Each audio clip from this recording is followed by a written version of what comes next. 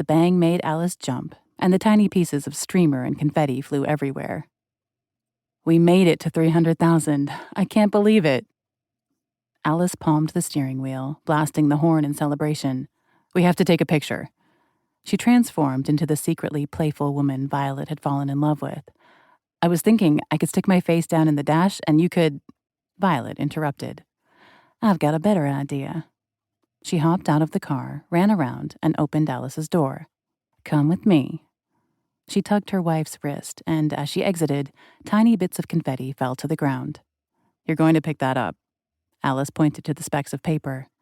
"Completely biodegradable and made from plants, which are natural materials." Violet blew her a kiss. "Paid out the ass for them, but I knew it was the first thing you'd worry about." She kissed Alice. "Happy wife, happy life." Before Alice could reply, she felt her body being tugged to the front of the car. "Lay on the hood." "What?" Alice's eyebrows scrunched as she shook her head. "I'm not climbing on Bess like some cheesy car show chick." Vi winked as her eyes raked over Alice's body. "Woman." Violet shook away the thoughts. "Okay, back to plan A. Lay half over the hood on those gorgeous abs and stare through the windshield." "I'm going to dent her hood." Alice was too practical about the entire scenario. "You will not. She's a tough girl and can handle your burl." The wink was playful, with full dimples, and Violet knew her wife would cave. Alice was cautious as she leveled one leg on the hood, leaving the other on the ground. Her nearly 6-foot height and long legs made the position effortless. Violet tilted the steering wheel, adjusting so the angle would include the dashboard display of the odometer.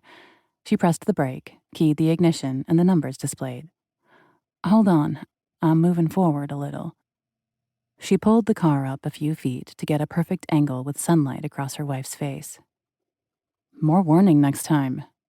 Alice's fingers clenched the hood at the base of the windshield. "Always the photographer." "Darn right. Now smile." Violet held the phone, attempting to adjust the dashboard and Alice's wide smile into the frame. "You have to get closer to the windshield." Alice shoved her body forward. "Better?"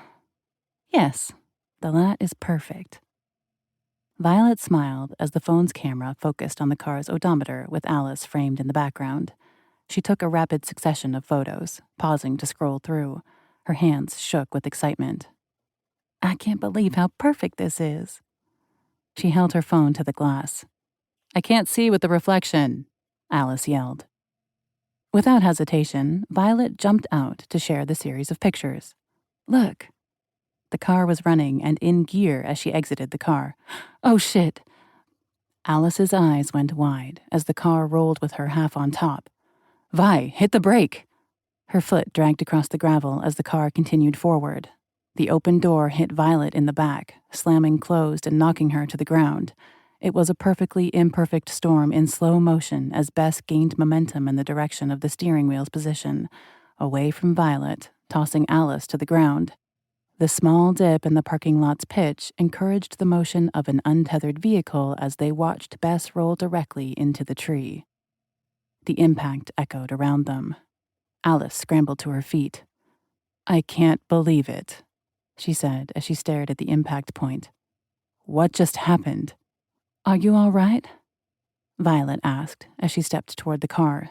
The glass from the headlight crunched beneath her feet as she looked around to see the impact point of the tree limb. "Oh, Vi." Alice's hands fell limp to her side. "How?" "Baby, I was just excited about the pictures." Alice opened the car door. "Bess." She sat staring at the oak leaf branch poking through the windshield, her eyes locked on the 300,000-mile indicator. "Oh, Bess." To keep listening to this audiobook, I've left you a link in the description so you can do it, at no cost thanks to Audible's 30-day free trial.